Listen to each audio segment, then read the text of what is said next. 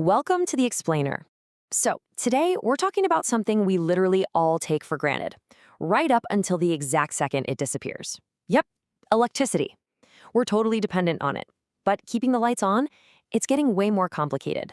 We're going to look into how utilities are battling massive threats to keep that power flowing so we can, live, work, and basically survive.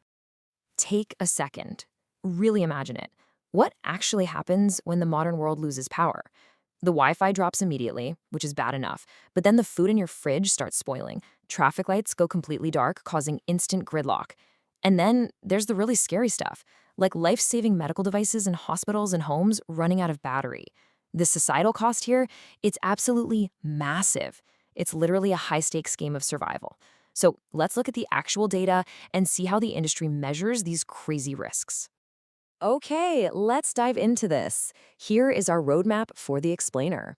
1. The threats to our grid. 2. Powering the smart grid. 3. The security compliance mandate. 4. Measuring power outages. And finally, 5. Major events and disruptions. Starting with Section 1, the threats to our grid, extreme weather, disasters, and hackers. Right now, we are seeing a huge spike in modern vulnerabilities threatening our electricity infrastructure literally every single day. The big three: extreme weather, natural disasters, and cyber attacks. According to SASB standards, climate change is continually driving up the frequency and severity of extreme weather. And that means all parts of our electric utilities, especially those major transmission and distribution lines, are facing skyrocketing physical threats. We're talking massive storms causing frequent, significant disruptions. And obviously, when that infrastructure gets wrecked, it means massive, incredibly expensive repairs. Not to mention, it really hurts the utility's reputation with both regulators and us, the customers. Now, what's super interesting here is how the industry actually responds to these threats on paper. Because the risks are just so high, utilities can't just fix things quietly. They are strictly required to formally report their resiliency and compliance metrics. Take a look at this SASB standard table. Check out that bottom row under Grid Resiliency. You see those codes? IFEU 550A.1 and 550A.2. Those specific metrics force utilities to publicly put a number on their vulnerabilities. They have to log everything, from how well they comply with cyber standards, right down to the exact minutes their customers spend sitting in the dark. Moving on to Section 2, powering the smart grid. The digital defense shield. To survive all these mounting threats, the industry is making a huge shift. They're moving away from the old, traditional static grid and building a digital defense shield. This is what the International Energy Agency calls a smart grid. Basically, it's an electricity network that uses advanced digital tech to constantly monitor and manage power transport. But it's not just about saving a few bucks on efficiency. Sure, it makes things run smoothly, but it also maximizes reliability, stability, and most importantly, resilience. It's essentially acting like a living, breathing shield for our power supply. Let's break down the criteria. The IEAA lists out these key characteristics. It lets customers participate, handles all kinds of power generation and storage, supports new products, ensures power quality, and optimizes the physical assets. But, okay, look at that very last bullet point. Provides resilience to disturbances and attacks. That right there, total game changer. When a massive hurricane rolls through, a smart grid can digitally reroute the power to isolate damaged areas. It actually stops a local disaster from turning into a huge, cascading regional blackout. Which brings us to Section 3, the security compliance mandate, zero tolerance for vulnerabilities. So we got to talk about the double-edged sword here. While all this amazing digital connectivity protects us against physical storms, it simultaneously swings the door wide open for cyber hackers. And that brings us to the crucial point, represented by this number right here, 0. 0 is the absolute goal for the SASB metric IFEU 550A.1. This metric makes utilities report the exact number of non-compliance incidents with physical or cybersecurity standards. Because the smart grid gives hackers so many more entry points into our critical infrastructure, regulators have literally zero tolerance for sloppy security. We are talking about mandatory, enforceable standards. This is not just a suggestion. Utilities have to implement strategies that minimize both the chances of a cyber attack and the magnitude of it if it actually happens. Look, if an entity fails to comply with these cybersecurity rules, they aren't just risking a fine. They are risking the reliability of the entire grid. One successful hack could trigger all those catastrophic societal costs we talked about earlier. A single keystroke could literally turn the lights off for millions of people. All right, Section 4, Measuring Power Outages. SICS, SAFI, and Katie explained. Even with the best smart grids and top-tier cyber defenses, eventually that shield is gonna break. And when it does, how do utilities actually measure their failure?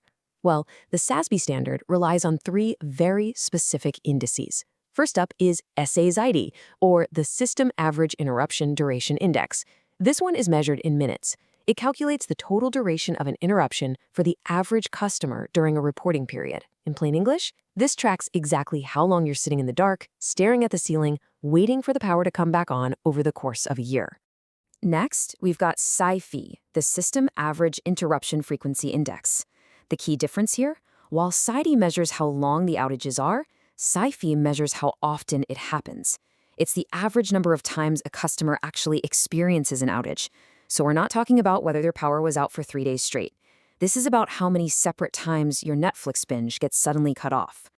And finally, we have Katie, the Customer Average Interruption Duration Index. This kind of ties the whole picture together. Katie is the average amount of time it takes to restore service once an outage has actually started. You can think of it as the ultimate report card for the utility's emergency response speed. The second the grid goes down, the clock starts ticking. The big question is, how fast can those repair crews get the system back online? And this brilliantly illustrates the math behind the darkness. This formula calculates CIDI by taking the sum of all customer interruption minutes, so the number of affected customers multiplied by the restoration time, and then dividing it by the total number of interrupted customers. I know, it looks like a crazy, complicated equation, but it's actually super useful. It perfectly distills the messy, stressful reality of a massive blackout into a single, highly accountable metric that investors and regulators can easily track. Section 5, Major Events and Disruptions, when the system fails.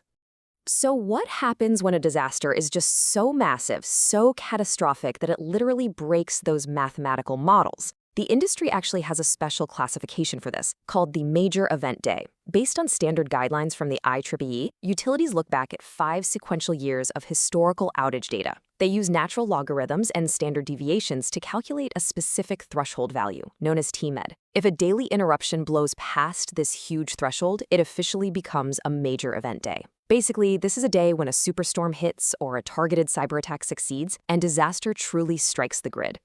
Now, when a massive disruption like that happens, the SASB standard demands total transparency. Utilities can't just hide behind some generic PR statement. They are mandated to publicly report this exact list of facts. What caused the disruption, the total megawatts of capacity lost, the population affected, the cold hard financial costs, and crucially, the specific actions they're taking to mitigate future interruptions.